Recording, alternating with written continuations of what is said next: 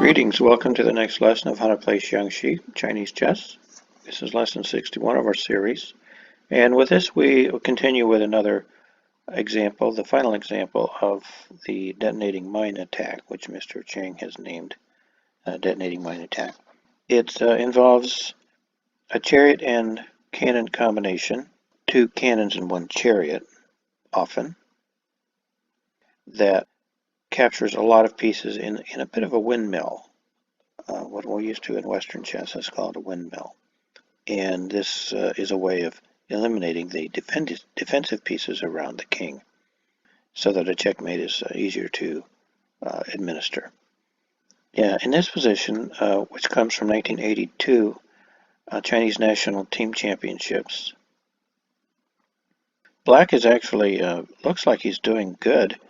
Let's take a minute to look at the position. He's got a chariot, cannon, horse, right?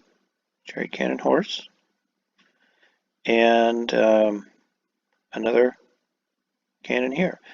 Whereas Red has a chariot, two cannons, and he doesn't have a horse equivalent of this. So he's actually behind in material.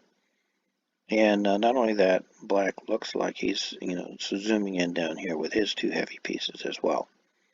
But it is Red to move, and Red gets a checkmate here based on the advanced position of his chariot and cannon, as well as this other cannon that's sitting back here. So let's see how he does that. In just short order, he gets rid of both these advisors. He comes in here with a check, first of all, which is a pretty easy move to find.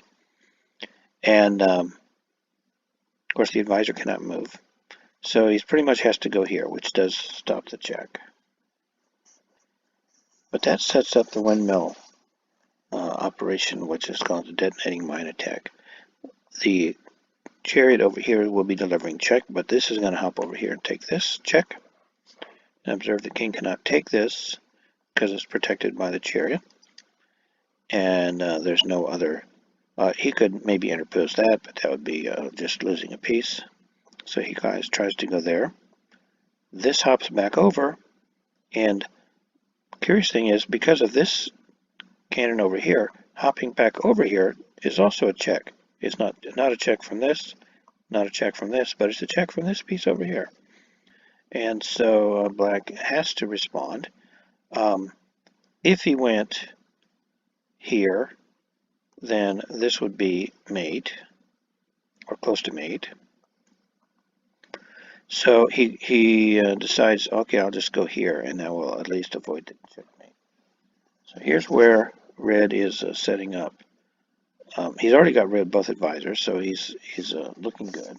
Now he comes back here, and this is check. The king is in check. And the only thing, he could interpose again here, but that will just be losing a piece. So he's got to move here. He does go here, and then he forces him back. Oh, yeah, this is the killer.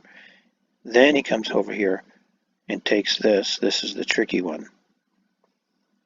And now this threatens a mate coming down here, and there's really no defense to that at all, other than maybe like to move here.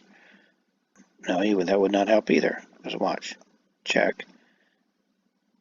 This is check, and he can't interpose because that would not help, because if he did, this would still be check here. So that's a very beautiful technique. Even though Red is a little behind in material, he has the additional move. It is his move, and he has the initiative, and he gets a checkmate using the Detonating Mine Attack.